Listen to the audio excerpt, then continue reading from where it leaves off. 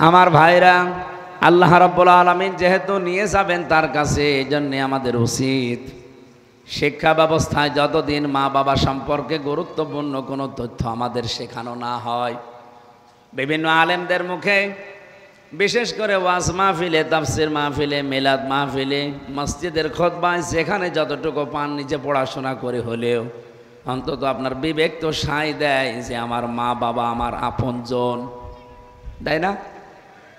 এতটুকু অন্তত মেনে চলার চেষ্টা করেন। আশা করছি আগামীতে কিয়ামতে যেদিন আপনি উঠবেন, মা বাবার পেছনে খরচ করার কারণে এই সম্পদ, এই সময়ের হিসাব আল্লাহ নেবেন না। 3 নম্বরে যারা পৃথিবীতে জিহাদের ময়দানে কাজ করে, আপনি যদি সরাসরি যেতে পারেন ভালো, যদি না যেতে পারেন যারা করছে তাদের পেছনে আপনি সমর্থন জানাবেন, পেছনে থাকবেন, তাদের পেছনে আপনার সময় এবং সম্পদ খরচ করবেন। আমার তো এখন যতটুকু দৃষ্টি, সারা বাংলাদেশ আমি ঘুরছি, আমি দেখছি সবচাইতে বড় জিহাদ বাংলাদেশে এখন বাতিলের সামনে টিকে থাকা। আগে তো কাফেরের সামনে ছিলাম, এখন আছি মুনাফিকের সামনে। এ পৃথিবীতে কাফেরের চাইতে সব চাইতে ভয়ঙ্কর শত্রু কিন্তু মুনাফিক। এটা তো আমি বানালাম নাকি? কোরআনে কারিমে সূরা নিসা 140 নম্বর আয়াতের শেষের দিকে আছে, ইন্নাল্লাহা জামিউল মুনাফিকিনা ওয়াল কাফিরিনা ফি জাহান্নামা জামিআ। অবশ্যই আমি আল্লাহ জাহান্নামে একত্রিত করব, আগে মুনাফিকদের, এরপরে কাফেরদের। বলেন তো, আগে মুনাফিকের নাম না কাফের? তাহলে আল্লাহর কাছে ঘৃণিত কাফেরের চাইতেও মুনাফিক। এজন্য কোরআনে কারিমে আল্লাহ যেখানে মুনাফিকের আলোচনা দিয়েছেন সেখানে রেগে গেছেন, ইন্নাল মুনাফিকিনা ফিদ দারকিল আসফালি মিনান নার ওয়া লান তাজিদা লাহুম নাসীরা। আপনি পড়া কোরআনে মুনাফিকের আলোচনা যেখানেই দেখবেন সেখানে দেখবেন আল্লাহর ভাষাটা রাগ রাগ। কাফেরদের বেলায়ও আমি কোরআনের পুরা ভাষাটা আয়ত্ত করেছি, দেখেছি না রাগ আছে, কিন্তু মুনাফিকের মতো রাগ না। অবশ্যই মুনাফিককে আমি জাহান্নামে দেব, কিন্তু উপরে রাখবো না, একেবারে নিম্নে দেব। আসফালা ইসমে তাফসিল, এর চাইতে আর নিচে কোনো জায়গা নেই জাহান্নামে। এই জন্য এখন সবচাইতে বড় জিহাদ বলেন, সবচাইতে বড় চ্যালেঞ্জ এই বাংলাদেশে মুনাফিকদেরকে ট্যাকেল দেওয়া। কাফের তো সরাসরি বোঝা যায় যে ও সরাসরি কাফের, কিন্তু মুনাফিকরা দোমুখী সাপ হয়। ও সামনে এসে বেশ ভালোই কথা বলে, পেছনে যে শিকড় কেটে দেয়। আর আমার তো মনে হচ্ছে বাংলাদেশে এই সংখ্যা অনেক বেশি, যদিও এখন কমতেছে। নবীজি ইন্তেকালের আগে কথা জানিয়েছেন যে আমার উম্মতের ভেতরে মুনাফিক এই যে শব্দটা, এটা কোনো কাফের, মুশরিক, ইহুদি, খ্রিস্টান, মাজুসি, যত জাতির লোক দুনিয়ায় বাস করে, কোন জাতির ভেতরে আপনি মুনাফিক পাবেন না। মুনাফিক তৈরি হয় শুধুমাত্র আমার উম্মত বলে যারা দাবি করে এই মুসলমানদের ভেতরে। হরিপুরবাসী, আপনি যদি এখন প্রশ্ন করেন যে হুজুর আমি মুনাফিক দেখব, আপনাকে আমার মনে হয় সবচাইতে বেশি পাঠানো লাগবে হয় ইন্দোনেশিয়া, নয় বাংলাদেশে। এই কথা বলছেন? আপনি যদি ইহুদি দেখতে চান ইসরায়েলে যান, খালি ইহুদি পাবেন। যদি খ্রিস্টান দেখতে চান আমেরিকায় যান, শুধু খ্রিস্টান পাবেন। যদি বৌদ্ধ দেখতে চান মায়ানমারে যান, বৌদ্ধ পাবেন। যদি হিন্দু দেখতে চান পাশের রাষ্ট্রে যান, এখানে হিন্দু পাবেন। ওই লোকটা যদি বলে জাহান্নামে, তো এই বৌদ্ধ, হিন্দু, খ্রিস্টান এরা একেবারে নিচে থাকবে না, নিচে থাকবে যে মুনাফিকরা। আমি ওইটা দেখতে চাই। বলেন তো কোন দেশে পাঠানো লাগবে? এখানে 92% মুসলমান, তার মানে মুনাফিক থাকার সম্ভাবনা নেই? বলেন। এই জন্য আমাদের খুব সতর্কতার সহিত চলা দরকার যে মুনাফিকের কোনো জার যেন আমার ভেতরে চলে না আসে। কারণ ইহুদি খ্রিস্টান তো মুনাফিক হবে না, ওরা সরাসরি কাফের। মুনাফিক হওয়ার সম্ভাবনা বেশি কাদের? আমাদের। বলেন বলেন, আপনি দেখেন তো মুনাফিকের জার্ম আপনার ভেতরে আছে কিনা।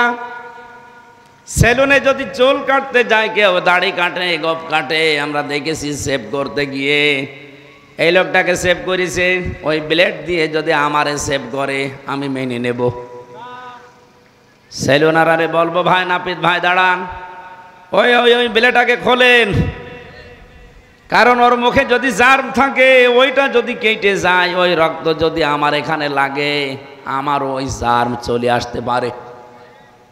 আপনি একটা অসুখের ব্যাপারে এত সতর্ক, অথবা পৃথিবীতে মুনাফিক তৈরি হবে শুধু মুসলমানদের ভেতরে, কখন যে আপনি মুনাফিক হয়ে গেছেন আপনি টেরও পাননি।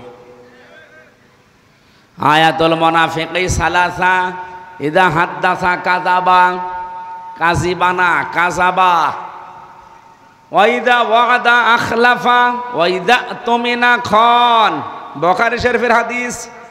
নবীজি বলেন মুনাফিক তো ওই লোকটা যে কথা বললেই মিথ্যা কথা বলে। বাংলাদেশে আজ এই প্রচলনটা অলরেডি বেড়ে গেছে। নিজেরা অন্যায় করে, আর অন্যায়টা একটা ভালো মানুষের উপরে চাপিয়ে দেয়। এই মিথ্যা, এই প্রোগ্রামগুলো এখন নেই। দেখেন আপনি নাম ধরেই বলছি, যে যাই করুক না কেন অনেকেই বলছে শিবিরের উপরে দায় দিয়ে দাও। আমি কি বেশি বললাম? মনে হচ্ছে বাংলাদেশে ইসলামী ছাত্র শিবির তৈরি হয়েছে অন্যের দায় নেওয়ার জন্য। তারা ইফটিজিং করবে, তারা ধর্ষণ করবে, তারা উল্টাপাল্টা ফেসবুকে কথা দেবে, আর প্রমাণ হয়ে গেলে বলবে এটা শিবিরের ওপরে চাপিয়ে দাও। এই যে মিথ্যা, এই বিষয়টা যে কত মারাত্মক। মুসলমান আপনি আপনি মুনাফিক অলরেডি হয়ে গেছেন যারা মিথ্যার উপরে বেড়ে উঠতেছেন। 2 নম্বরে যারা ওয়াদা করে কিন্তু ঠিক রাখে না। যেহেতু এখন সামনে একটা ওয়াদার মৌসুম আসতেছে, কত মানুষ না দিতে পারলে ওয়াদা করবে। কিন্তু আমরা যারা ইসলাম নিয়ে রাজনীতি করি, আল্লাহর কসম কোরআন আমি হাতে নিয়ে বলতে পারি, আমি যেটা ওয়াদা করব আমি ইনশাআল্লাহ মানবই। কারণ আমি তো আর এটার জন্য মুনাফিক হতে পারি না। আমি ওয়াদা করেছি এই কুষ্টিয়াতে যদি সত্যি আল্লাহ পাক দায়িত্বে আমাদেরকে আনে, বিশেষ করে ইসলাম যদি যায়, এই কুষ্টিয়ার সবচাইতে মারাত্মক রোগের নাম হচ্ছে সাদাবাজি। এই কুষ্টিয়ায় অন্তত আমি নিজে গ্যারান্টি দিতে পারি, ইসলাম দিয়ে এমন পরিবেশ তৈরি করব এ দেশে সাদাও থাকবে না, বাজিও থাকবে না। কিন্তু সেই জায়গা পর্যন্ত যদি আপনি না দেন, বলেন হুজুর ওয়াজ করে সাদাবাজি বন্ধ করেন। ওয়াজ করে 11-12 বছর করছি, সাদাবাজি বন্ধ হয়েছে? আরো বেড়ে গেছে। এই জন্য ইসলামের যত নিয়ম দেখবেন কোনোটা অনুরোধ নেই যে বাবা সলিমুদ্দিন এটা করো না। ইসলামের প্রত্যেকটা বিষয় আদেশ, ডু ইট, এটা কর। কারণ আল্লাহ হচ্ছেন মালিক, আমি হচ্ছি বান্দা। আল্লাহকে আমার কাছে এরকম করে বলতে পারে যে হাফিজ এটা কর, খুব ভালো হবে। ও বাবা হাফিজ এটা কর, তোর হাতে পায়ে ধরে বলছি। আল্লাহর দ্বারা এটা সাজে? উনি তো মালিক, উনি অর্ডার দেবেন। এই জন্য কোরআনের ভাষা হচ্ছে তা'মুরুনা বিল মা'রুফ ওয়া তানহাউনা আনিল মুনকার। আপনাকে শরীয়তের যে ভালো ভালো কাজ আছে পরিচিত, এই কাজগুলোর আদেশ করা লাগবে। আর অন্যায় যেগুলো আছে এগুলো বাধা দেওয়া লাগবে, প্রতিবন্ধকতা সৃষ্টি করা লাগবে। আর এই প্রতিবন্ধকতা সৃষ্টি করতে হলে আইন লাগে, আইনের প্রয়োগ লাগে। আইন বাংলাদেশে আছে কিন্তু প্রয়োগ নেই। বাইরের দেশে আমি যখন যাই দেখি সেখানে আইন আছে এবং আইনের প্রয়োগ আছে, এই জন্য সে দেশে অপরাধ নেই। মালয়েশিয়াতে ইসলামের আইন সব নেই, ওদের দেশীয় আইন আছে এবং প্রয়োগ আছে। ওই আইনটা প্রয়োগ থাকার কারণে মানুষ এত ভয়ে থাকে, সমর্থন থাকার পরও চুরি করে না, সমর্থন থাকার পরও ডাকাতি করে না, কারণ জানে যদি একবার ধরা পড়ে জীবন শেষ করে দেবে। মালয়েশিয়া তো বাংলাদেশের চাইতে প্রায় 5 ডবলের উপরে বড় বিশাল দেশ। আমার বছরে 4-5 বার করে আমি এমনিতে যাই মাহফিলে, প্রায় রান করা লাগে প্রতিদিন আমার 2000-2500 কিলোমিটার। তার মানে এরকম বাংলাদেশ 2টা প্রতিদিন পার হওয়া লাগে। আর ওই দেশে তো আমাদের মতো এরকম একেবারে ঢালু রাস্তা না, সমান্তরাল রাস্তা ওই দেশে খুব কম, বেশিরভাগ পাহাড়ি এলাকা, শুধু পাহাড়, পাথর, মরুভূমি আর পাম গাছ। যে সমস্ত রাস্তা দিয়ে আমি ড্রাইভারের সাথে গেছি, আমি দেখেছি 1500 কিলো 2000 কিলোমিটার চলছি সারা রাত সারা দিন। এমন এমন জঙ্গল পার হওয়া লাগে প্রায় 30 কিলো 40 কিলো শুধু জঙ্গল, একটা মানুষের দেখা পাওয়া যায় না। ড্রাইভার আমারে বলছে, হুজুর কোনো ভয় নেই, রাত এখন 3টা বাজে, তাতে কি হয়েছে, আল্লাহ ছাড়া কেউ আমাদের সামনে আসবে না। তাই আমরা তো এইরকম একটা দেশ বানাতে চাই। 51 বছরে অনেকেই চেষ্টা চালিয়েছে, পারে নাই, এবার পারবো ইনশাআল্লাহ ইসলাম দিয়ে। কি কথা বলেন না কেন? ইসলাম দিয়ে পারা যাবে না? সৌদি আরবের মক্কা থেকে মদিনা প্রায় 470 কিলোমিটার পথ। তার মানে আপনি এখান থেকে যদি কুষ্টিয়া থেকে শুরু করেন কমপক্ষে নোয়াখালী, এ বিশাল ডিস্টেন্সের পথ যখন আমরা গিয়েছি, আমি নিজে দেখেছি রাত 2টা 3টা 4টা বাজছে, ড্রাইভার তেলাওয়াত করছে আর যাচ্ছে, কোনো চিন্তা তার মনের ভেতরে নেই। মিশরি ড্রাইভার মন খুলে তেলাওয়াত করছে রাত 2টার সময়, আল মালু ওয়াল বানুনা জিনাতুল হায়াতিদ দুনিয়া ওয়াল বাকিয়াতুস সালিহাতু খায়রুন ইনদা রাব্বিকা সাওয়াবাও ওয়া খায়রুন আমালা। বলেন আল্লাহু আকবার। আমি ড্রাইভারের পেছনে ছিলাম, আমি দেখেছি, আমার মনে হচ্ছে চোখ খুলে রেখেছি, বন্ধ করেছে, বোঝা যাচ্ছে না, ও চালিয়েই যাচ্ছে আর তেলাওয়াত চলছে। অথচ রাত 2টা বাজে 3টা বাজে, কোনো চিন্তা নেই, টেনশন নেই মনের ভেতরে যে সামনে না জানি কোনো ডাকাত এসে পড়ে কিনা, কোনো ছিনতাইকারী আসে কিনা, কোনো চোর এসে আমার আবার ঝামেলা করে কিনা। না, একটাই ভয় তার মনের ভেতরে, আল্লাহর ভয়। সুবহানাল্লাহ বলতে পারেন নাই? যদিও মনে করছেন যে এই কয়জনের সামনে কথা বলি, এ কথা বলার দরকার কি? আরে ভাই, আমার সামনে এখন বাংলার 18 কোটি মানুষ, এই যে এইগুলো সব চলছে লাইভ, সারা দেশের মানুষকেই শোনাতে চাচ্ছে। এবার আমরা ইসলাম দিয়ে দেশটাকে সাজাতে চাই, আপনাদের কাছে আমরা সুযোগ চাই, আপনারা একটু সমর্থন করেন। কারণ এটা এখন জিহাদের ময়দানে আছি আমরা। আপনার কাছে যাই মনে হোক, আমরা কিন্তু জিহাদি মনে করছি। বদরের ময়দান দেখিনি আমরা, উহুদের ময়দান দেখিনি। এবার হক আর বাতিলের যেভাবে লড়াই আরম্ভ হয়েছে, এবার মনে করবেন বাংলাদেশে এই নির্বাচনটা বদরের উহুদের মতোই। কারণ যেভাবে যারা কথা বলা আরম্ভ করেছে, ইসলাম থাকবে কি থাকবে না, এটার একটা চ্যালেঞ্জ আসতেছে। বদরের ময়দান যেমন ছিল যে ইসলাম থাকবে কি থাকবে না, ওখানে পরাজয় হলে ইসলাম শেষ, আর যদি জয় লাভ করে ইসলাম টিকে যাবে। এই জন্য নবীজি বারবার দোয়া করছিলেন বদরের ময়দানে, রব্বুল আলামিন আজকে আমার যা সামর্থ্য ছিল এই 313 জন নিয়ে আমি কিন্তু চলে এসেছি, ওরা আমাদের এগেনস্টে এসেছে প্রায় 1000-এর উপরে। আজকের যেই দৃশ্য তুমি তো জানো, যদি আজকে আমরা পরাজিত হয়ে যাই ইসলাম কিন্তু আর থাকবে না। সুতরাং তোমার কাছে আমি বারবার সাহায্য চাচ্ছি, আমার এই সাহাবীগুলো যদি আজ টিকে না থাকে, সব বিদায় নেয়, আমি কিন্তু একা আর পারবো না।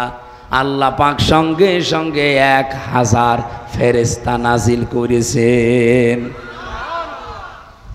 আমরাও যদি সত্যি এবার ওই ময়দান মনে করি, কারণ ওদের কথাবার্তা শুনে আমি বলছি, যারা বলে শরিয়া আইন আমরা বিশ্বাস করি না, যে মানুষগুলো বলে এই দেশে যেন মৌলবাদী মাথা ছাড়া দিয়ে উঠতে না পারে, আপনি কি মিন করেন?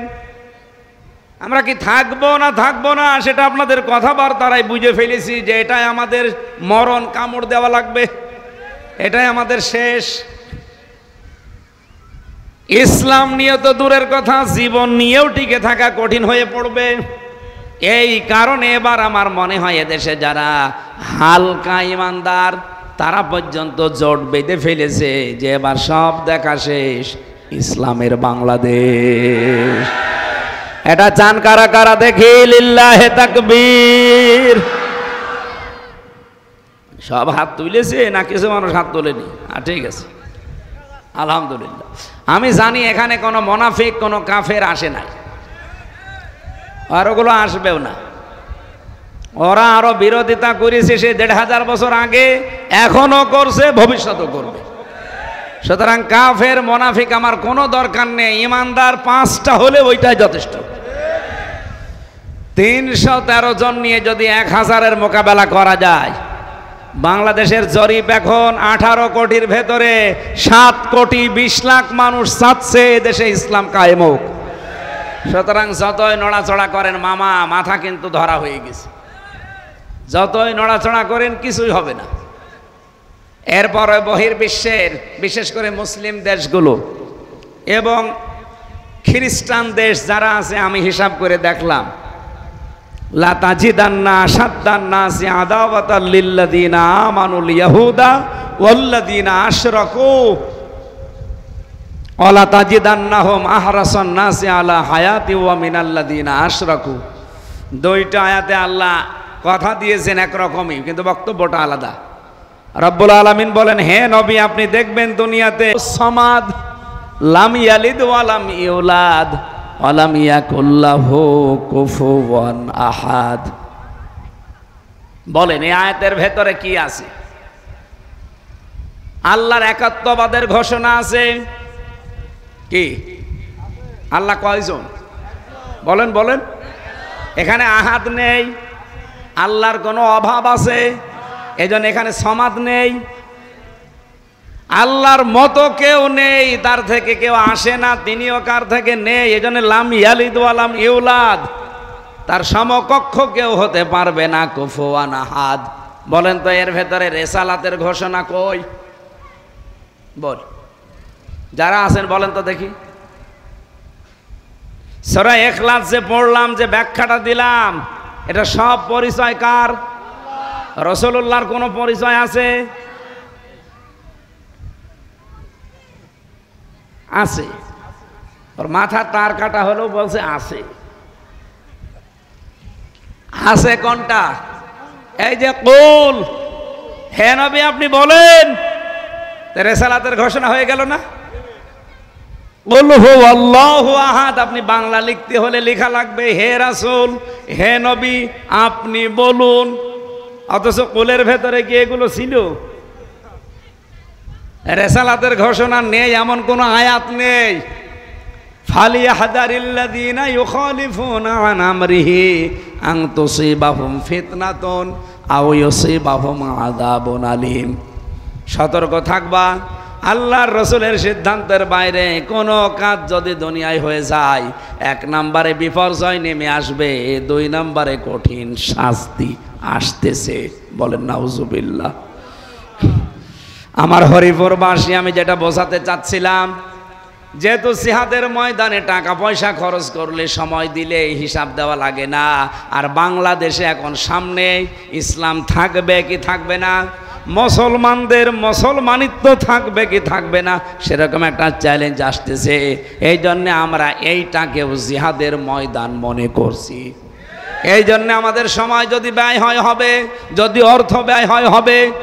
আরে ভাই, ইসলাম কায়েম করে দেখানো ফরজ না, চেষ্টা করা ফরজ। কায়েম হলে ভালো, না হলে আপনার জীবদ্দশায় কোনো অসুবিধা নেই। আপনি যে চেষ্টা করেছিলেন এর জন্য আপনার নির্ধারিত একটা বেতন আছে, ওই বেতনের নাম জান্নাত। আমি কথা বোঝাতে পেরেছি? আমরা কেউ এই বাংলাদেশের মালিক? বলেন। এমনকি এই কোরআনের মালিকও আমরা না, এ জমিনের মালিকও আমরা না, কোরআনের মালিকও আমরা না। এ কোরআন যদি কায়েম হয় আমাদের কোনো লাভ আছে না, আল্লাহর লাভ আছে। সুযোগটা সুবিধাটা পাবো আমরা। এ কোরআন কায়েম হলে আল্লাহর কসম এখানে জেনা থাকবে না, এখানে ডাকাতি থাকবে না, সাদাবাজির কথাও কেউ মুখ দিয়ে বলতে পারবে না। জেনা কোরআনের আইন যদি থাকে, আয-যানিয়াতু ওয়াজ-যানি ফাজলিদু কুল্লা ওয়াহিদিম মিনহুমা মিয়াতা জালদা, অবিবাহিত হলে যদি জেনা করে ধরা পড়ে 80 বেত্রাঘাত, 100টা বেত্রাঘাত করা লাগবে মিয়াতা। আর যদি বিবাহিত হয়ে জেনা করে ওরে মাটির ভেতরে গেড়ে ফেলে পাথর দিয়ে মেরে ফেলা লাগবে। সৌদি আরবে আমার নিয়ে গিয়েছিল গলা কাটা মসজিদে, ওই যে জেনা করলে যেখানে গলা কেটে ফেলে ওই মসজিদে গিয়েছিলাম দেখতে। সৌদি আরবে প্রকাশ্যে, গোপনে যদি কিছু থাকে ও প্রকাশ্যে কোনো জেনা নেই এই কারণে, কারণ একবার যদি কোনো কায়দায় ধরা পড়ে যায় সে যেই হোক তার খবর আছে। বাংলাদেশে এরকম একটা বিচার আপনি একটু দেখান, আমার মনে হয় ছেলেদের সে স্বপ্ন দোষ বন্ধ হয়ে যাবে। জেনা করা তো দূরের কথা, কারণ কোন রোগের কোন ঔষধ আমরা যদি নাও জানি, যিনি বানিয়েছে তিনি জানে না, উনি ভালো করে জানে। এই জন্য জিহাদের এই ময়দানে আপনি আজকে সামনে যদি এরকম পরিবেশ আসে, আপনার সময় আপনার সম্পদ আপনি নির্দ্বিধায় খরচ করবেন। কিয়ামতের দিন আল্লাহ যখন হিসাব নেবে এইটা হিসাবের বাইরে রাখবে। এই জন্য সারাটা জীবনই যেন হয় কোরআনের পেছনে, নাই মা বাবার পেছনে, নাই জিহাদের ময়দানে যেন ব্যয় হয়। বলেন আমিন। জিহাদ মানেই কিন্তু শুধু মারামারি করা না, শুধু তরবারি নেওয়া না, শুধু অস্ত্র হাতে নেওয়া না।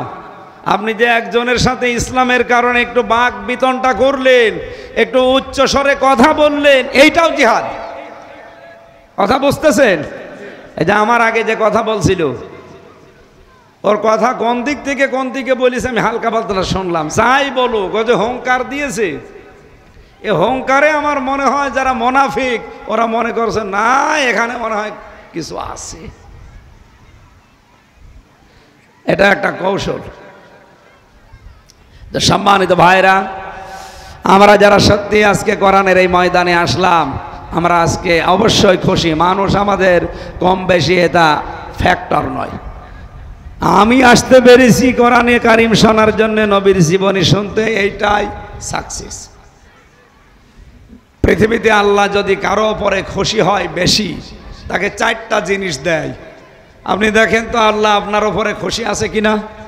1 নম্বরে তার ঘরে আল্লাহ একটা কন্যা সন্তান পাঠায়। শুধু মেয়ে হলে এটা খুশি হয় আপনার স্ত্রী না, সরাসরি খুশিকে। যদিও আমরা পুরুষ মানুষ যারা বাবা অনেকে মন খারাপ করি, এরকম বাবা দেশে নেই। এরকম বাবা দেশে থাকার পেছনে কারণ হচ্ছে এই দেশে ইসলাম না থাকা। ইসলাম থাকলে মেয়ে হলে আপনি আরো আনন্দ করতেন, কারণ ওরে টাকা পয়সা দিয়ে কিনে নিয়ে তারপরে বউ বানানো লাগতো। যেহেতু ইসলাম নেই, এই জন্য একটা মেয়ের পেছনে বাবার সব খরচ করার পরেও শান্তি পাওয়া যাচ্ছে না। এই জন্য আমাদের যাদের মেয়ে আছে, অন্তত আমরা আল্লাহ যেহেতু খুশি, আমরাও 2 নম্বরে যদি আল্লাহ খুব বেশি খুশি হয়ে যায় তখন জমিনে বৃষ্টি নাজিল করে। 3 নম্বরে যদি আরো বেশি খুশি হয় মানুষের উপরে, তখন তার বাড়ি মেহমান পাঠায়। কিন্তু আমরা এটাই নারাজ। 4 নম্বরে যদি একেবারে সর্বশেষ আল্লাহর আর খুশি ধরে না, তখন ওই লোকটাকে আল্লাহ রোগ দেয়। রোগ শোক অসুখ বিসুখ দিয়ে আল্লাহ ওরে পরীক্ষা করে। এই 4টা যাদেরকে আল্লাহ দিয়েছে, মনে করবেন আল্লাহ অনেক খুশি আপনার উপরে। আর একটা বিষয় বলবো এর বিপরীত, যেটা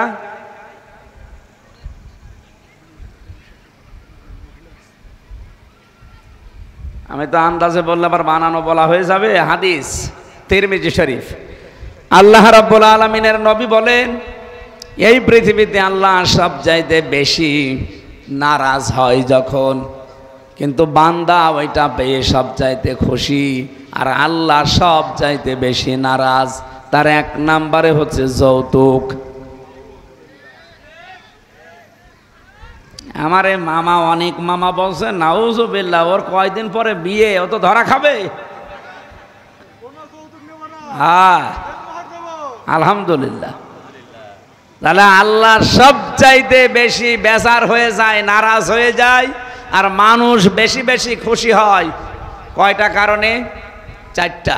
কয়টা? আর 1 নম্বরে যৌতুক যেখানে হয় আল্লাহ নারাজ হয়ে যায়, কিন্তু ওই বর এবং বরের বাবা খুশি। 2 নম্বরে বিশ্বনবী জানিয়েছেন আল্লাহ সব চাইতে আরো বেশি নারাজ হয়ে যায় ওই সময় যখন দেখা যায় মানুষ বসে বসে গীবত করে। এটা তো নেই নাকি?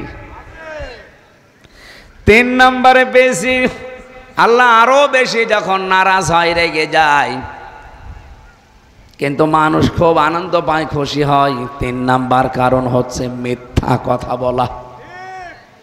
এটা 3 নাম্বারে এসেছে। 4 নাম্বারে পেয়েছি আমি, এটা আমার মনে হয় না বলাই ভালো। এলাকায় এটা নেই। 4 নম্বরে আল্লাহ সব চাইতে বেশি রেগে যায় তখন, কিন্তু মানুষ খুশি। সুদ। এলাকায় সুদ আছে? অনেক মানুষ দেখা যায় টাকা ছেড়ে রাখে, 1000 টাকা দেয়, 1 মাস পরে নেয় 1100 টাকা, তার মানে 100 টাকা বেশি। আপনি ইন্টারেস্ট বলেন, লাভ বলেন, যাই বলেন, এটা কিন্তু মায়ের সাথে জেনা করার শামিল। আল্লাহ যে রেগে যায় সবচাইতে বেশি এই একটা কারণে। সুতরাং এলাকায় যারা এই কাজে আছেন, আপনি থেমে যান, এখনই ছেড়ে দেন। রব্বুল আলামিন বলেন যারু মা বাকিয়া মিনার রিবা ইন কুনতুম মুমিনিন। সুদের সম্পর্ক যার সাথে যার আছে ছেড়ে দাও, যদি মমিন বলে দাবি করো। সুতরাং মমিন বলে আল্লাহর কাছে যদি আপনি টিকে থাকতে চান, সুদ নামে এই ভয়ঙ্কর অপরাধ ছেড়ে দেওয়া লাগবে।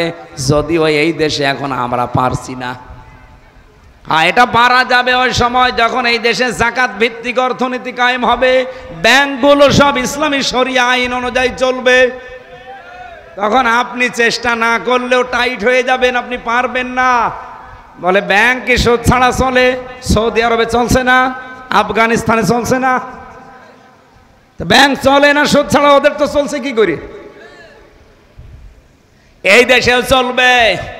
খালি ইসলামকে নিয়ে এসে দেন, ও কিভাবে চালাতে হয় সব নীতি ওর কাছে আসে। ওর কাছে বায়ে সালাম আছে, বায়ে ইস্তেসনা আছে, বায়ে মুআজ্জাল আছে, বায়ে ওয়াহেদা আছে। আপনি বেচা কিনা করবেন, কিন্তু এই সিস্টেমগুলো মেনে নেন। মোশারাকার সিস্টেম দেবে ব্যাংক, মোদারাবা দেবে, মোরাহাবা দেবে, এগুলো সব ইসলামী ব্যাংকের নিয়মে আছে। কিন্তু বাংলাদেশে অন্য কোনো ব্যাংকিং ব্যবস্থায় নেই। কিন্তু ইসলামী ব্যাংকও 100% পারছে না, কারণ ওনারা আবার বাংলাদেশ ব্যাংকের সাথে কারবার করা লাগে। কিন্তু বাংলাদেশে যদি ইসলাম দিয়ে চলে, তখন বাংলাদেশ ব্যাংকও কি দিয়ে চলবে? বলুন বলুন। আল্লাহ সব চাইতে বেশি রাগান্বিত হয়ে যায় এই সুদের সাথে জড়িত হলে। অথচ আমরা ছোট বড় কম বেশি সবাই ডাইরেক্ট ইনডাইরেক্ট এর সাথে আমরা জড়িত। তার মানে আল্লাহ আমাদের উপরে খুশি না নারাজ? এই যে 4-8টা জিনিস বললাম, আল্লাহ সবচেয়ে বেশি খুশি হয় ওই 4টা জিনিস দিতে পারলে। আর এই 4টা জিনিস মানুষ আরম্ভ করলে আল্লাহ সবচাইতে বেশি নারাজ হয়। আল্লাহ আমাদেরকে ওই 4টা জিনিস পেয়ে আনন্দ করার তৌফিক দিন, আর এগুলো ছেড়ে দিয়ে খুশি থাকার সুযোগ দেন। বলেন আমিন।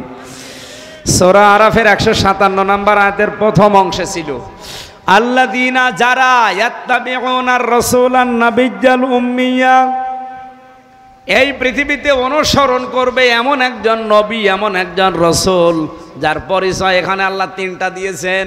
1 নম্বরে তিনি ছিলেন আল্লাহর রাসূল, 2 নম্বরে তিনি ছিলেন নবী, 3 নম্বরে তিনি ছিলেন উম্মি। দ্বিতীয়, এই পৃথিবীতে অন্য কোনো কিতাবে নবীদের নাম আল্লাহ এত ব্যবহার করেননি, অথচ আমাদের নবীর নাম তাওরাতে, ইনজিলে, জাব্বুরে সবচাইতে বেশি ব্যবহার করেছে। আল্লাহ বলেন যেমন তেমন ভাবে না, আল্লাযী ইয়াজিদুনাহু মাকতুবান, লিখিত অবস্থায় দিয়েছি। তাওরাতে মুসা নবীর নাম যদি থাকে 100 বার, মুহাম্মদুর রাসূলুল্লাহর নাম আল্লাহ দিয়েছেন 1000 বার। ইনজিলে যদি ঈসা নবীর নাম থাকে 5 বার, মুহাম্মদুর রাসূলুল্লাহর নাম আছে 50 বার। জাবুর কিতাবে দাউদ নবীর নাম যদি 10 জায়গায় পান, মুহাম্মদুর রাসূলুল্লাহর রিসালাতের ঘোষণায় দেওয়া আছে 100 জায়গায়। এজন্য আল্লাযী ইয়াজিদুনাহু মাকতুবান ইনদাহুম ফিত তাওরাতি ওয়াল ইনজিল। আমি এমন একজন নবীর অনুসরণ করতে তোমাদেরকে বলছি, যেই নবীর লিখিত, যেই নবীকে লিখিত অবস্থায় আমি আল্লাহ তার মর্যাদা বাড়াতে তাওরাতে, জাব্বুরে, ইনজিলে আমি আল্লাহ লিখে দিয়েছি। সুতরাং আমরা যারা আলোচনা শোনার জন্যে, জীবনী শিক্ষা নেওয়ার জন্য আজকে বসেছি এখানে, উনি আমাদের মতো সাধারণ মানুষ না, যেমন তেমনও মানুষ না, উনি হচ্ছে অসাধারণ মানুষ। রব্বুল আলামিন নিজের পরে যার স্থান দিয়েছেন, আমি এটা আদাবুল মুফরাদে পড়েছিলাম, বিশ্বনবী জানিয়েছেন এই পৃথিবীতে কোনো মানুষ যদি আমার পাঠানো সর্বশেষ নবী মুহাম্মদুর রাসূলুল্লাহর আদর্শ বাদ দিয়ে অন্য কারো আদর্শ যদি গ্রহণ করে দুনিয়ায় চলে, ও মারা যাওয়ার পরে ওর কোনো হিসাব আমি নেব না, বিচারও করব না, বিনা হিসাবে বিনা বিচারে লোকটা জাহান্নামী। কত শক্ত কথা চিন্তা করেন তো বাংলাদেশের জন্য। এই হাদিসটা আমার মনে হয় যদি এই দেশের সাথে আমি মিলাই, বহু মানুষের কপালে অলরেডি আগুন লেগে গেছে, যেহেতু তারা আদর্শ হিসাবে রাসূলুল্লাহকে মানে না, তাদের আদর্শ হয়েছে অন্য কেউ। এটা রেকর্ড হচ্ছে, ছড়িয়ে যাচ্ছে। যারা যারা শুনছেন, আপনার বিবেকটা কাজে লাগানে হাদিসটার দিকে তাকিয়ে। এরপরেও যদি কারো বিবেকে কাজ না করে, আমার আর কিচ্ছু করার নেই। এই কোরআন শরীফ দিয়ে আপনার কিছুই হবে না, বুখারী শরীফ দিয়েও হবে না, আপনার লাগবে বাকারি শরীফ। কি শরীফ? আমাদের এই হরিপুর কি সদর থানার যিনি আমির আছে, ওনার নাম কি? শরীফ। ওনার নামের আগে শুধু একটা বাকারি যোগ করে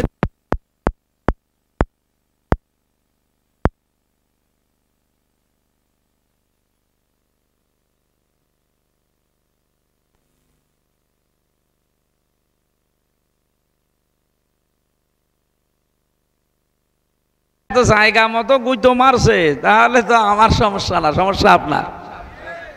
কি কথা বলে না কেন? এই যে দুধ, মিল্ক, এটা কি ভালো না খারাপ? কি সবার জন্য ভালো? যারা আমাশা, ওর জন্য দুধ ভালো। ওরে যদি আপনি দুধ খাওয়ান, দুধ তো ভালো জিনিস। Milk is an ideal food বলা হয়, আইডিয়াল ড্রিঙ্ক না, আইডিয়াল ফুড। যদিও এটা তরল জিনিস, তারপরও ড্রিঙ্ক বলা হয় না। আপনি যারা লেখাপড়া করে দেখেন, ফুড বলা আছে। বিজ্ঞান প্রমাণ করে জানিয়েছে যে পৃথিবীতে যত খাবার আছে, একমাত্র দুধ, যার ভেতরে খাবারের চাহিদাও মিটে যায়, পানির চাহিদাও মিটে যায়। এই জন্য আইডিয়াল ফুড বলা হয় এটাকে, আদর্শ খাবার। অথচ এত বড় আদর্শ খাবারও আমাশার রোগীকে দিলে ও পায়খানার রাস্তা সরাসরি হয়ে যাবে। এখন এই দোষ কি দুধের না ওর পেটের? বলেন বলেন। আমি কোরআনের কথা, হাদিসের কথা ডাইরেক্ট, একেবারে ডাইরেক্ট ভাবেই বলেছি, নাম ধরেও বলেছি। এখন এই দোষ কি কোরআন হাদিসের না ওই যে চলে যাচ্ছে ওর? দুধের কোনো দোষ নেই ভাই, দুধ আসলেই ভালো জিনিস। কোরআনেরও দোষ না, কোরআন ভালো, কিন্তু দোষ আপনার। আপনি তো তার আদর্শ মতো চলতে পারছেন না, এই জন্য আপনার সমস্যা হচ্ছে। যারা আদর্শ মতো চলে ওদেরকে আপনি মাথায় বাঁশ দিয়ে, বাড়ি দিয়েও আলাদা করতে পারবেন না। কোরআনের আন্দোলন থেকে পারা যাবে তাদের? তারা যে সিদ্ধান্ত নিয়ে রসুলের আদর্শ মানতে অলরেডি লেগে পড়েছে, তাদেরকে আর কেউ এদেশ থেকে ফেরাতে পারবেন না। হয় ওরা কবরে যাবে, না ইসলাম এদেশে কায়েম করেই ছাড়বে ইনশাআল্লাহ। আমাদের যাদের স্ত্রী অবাধ্য আছে, আপনার স্ত্রী আর কতটুকু অবাধ্য থাকতে পারে বলেন? লূত একজন নবী, হযরতে লূত নবীর স্ত্রী অবাধ্য ছিল। উনি যে দাওয়াতি মিশনে কাজ করতেন, ওই জামানার বড় গুনাহ ছিল পুরুষে পুরুষে জেনা করা, অথচ এই কাজের উনি বিরোধিতা করতেন, আর ওনার স্ত্রী ঘরে থাকা বউ এটা সাপোর্ট করত, যারা করত তলে তলে তাদের পেছনে থাকত। আপনার বউ তো আর এত খারাপ না নাকি?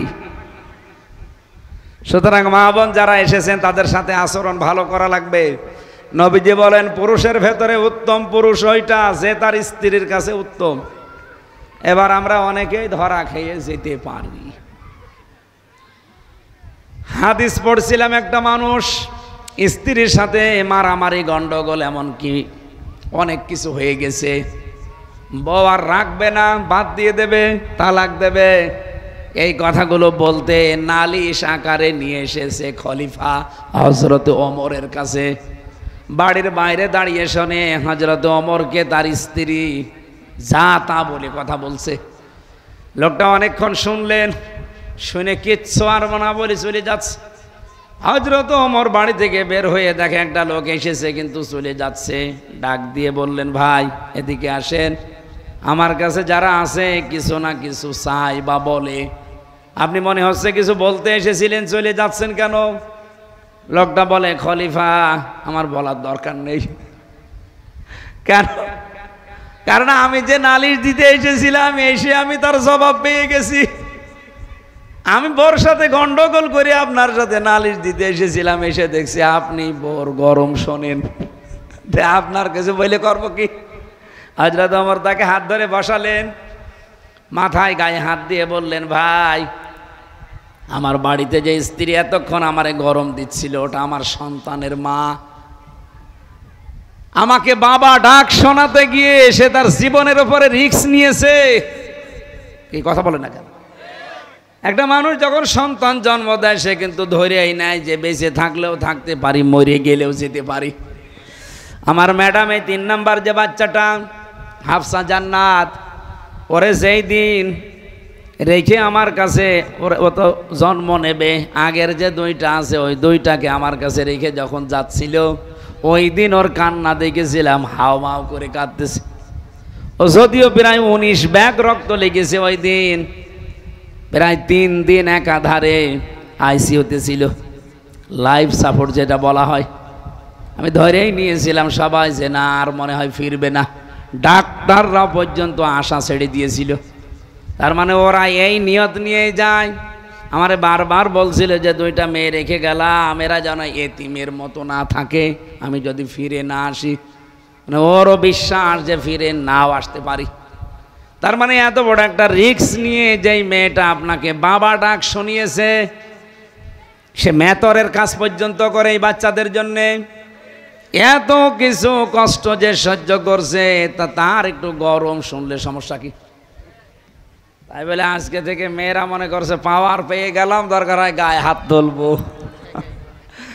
না। সম্মানিত মা বোনেরা, এই পৃথিবীতে আল্লাহর পরে যদি সেজদা দেওয়া জায়েজ থাকতো, নবীজি কিন্তু স্বামীর নাম জানিয়েছে যে স্বামীর পায়ে সেজদা দেওয়ার হুকুম দিতাম। কত বড় সম্মান আল্লাহ তাকে দিয়েছেন, আপনি টের পেয়েছেন? স্বামীর অনুমতি ছাড়া নিজের বাড়িতে, স্বামী যাদের পছন্দ করে না এরকম মানুষকে বাড়িতে ঢুকতে দেওয়াও জায়েজ নেই। পাশের বাড়ির একজন দেবর আছে, চাচাতো, স্বামী তারে দেখতে পারে না, তার সাথে সম্পর্ক ভালো না, অথচ স্বামী বাইরে চলে গেলে আপনি তারে বাড়িতে ঢুকতেও দেন, গল্পও করেন, বাকি কাজ নাই নাই বললাম। এরকম বহু দেশে নেই? ও যদি সারা জীবন নামাজ পড়ে, স্বামী যেটা চাই না আপনি ওইটা চাইলেন কেন? এই জন্য আপনার নামাজ কবুল হবে না। এই একজন বলল ঠিক, তার মানে ও ধরা খেয়েছে। আল্লাহ জানে ওকে অন্তত ধরা আর না খাওয়ায়। হাজারো মানুষ আমরা এরকম আছি, বাবা মারা গেছে, স্বামী যদি বলে না যাওয়ার দরকার নেই মাটি দিয়ে দিক, স্বামীর অনুমতি ছাড়া বাবাকে আপনি দেখতেও যেতে পারবেন না, এটার নাম স্বামী। আপনি বসেন আর সোতা নাতা নিয়ে তারে খোটা দেন, একটা সাবান কম হলে তারে গালি দেন। বলেন তো এরকম বউ আছে কার? হাত তোলেন তো। না এখানে নেই আলহামদুলিল্লাহ। মেয়েদের ওয়াজ আমার দরকার নেই, ওগুলো সব আল্লাহর ওলি বসে আছে, ওরা এমনি জান্নাতি। আল্লাহ আমাদের মেয়েদেরকে হযরতে রোকাইয়া, কুলসুম, বিশেষ করে ফাতেমাতুজ জোহরার মতো বানিয়ে দিন, জোরে বলেন আমিন। আজকের আলোচনা আয়াতের মূল বিষয় ছিল এই রবিউল আউয়াল মাসে এইটা, যে অনুসরণ করার মতো দুনিয়ায় কেউ নেই শুধু রাসূলুল্লাহ বাদে। যার যে বৈশিষ্ট্য শুনলাম, এই বৈশিষ্ট্য বাংলাদেশে কারো কি আছে যাদের অনুসরণ আমরা করি? রাসূলের বৈশিষ্ট্য হচ্ছে তার নাম তাওরাতে ইনজিলে, আপনি যাকে মেনে চলেন তার নাম তাওরাতে ইনজিলে না। আমেরিকার বইতে যে পড়েন তো আপনার নেতার নাম আমেরিকার ওই বইতে আছে কিনা? এরপরে আমাদের নবীর বৈশিষ্ট্য, তিনি ছিলেন আল্লাহর সরাসরি রাসূল, নবী, উম্মি, অনেকগুলো গুণাগুণ আল্লাহ তাকে দিয়েছেন। আহ্বান জানাচ্ছি, চোখ কান বুঝে রাসূলুল্লাহর বাইরে আর কাউকে মানবেন না। আল্লাহ আমাদেরকে তৌফিক দিন। এখন অনেক রাত, কালকে আমার অনুষ্ঠান।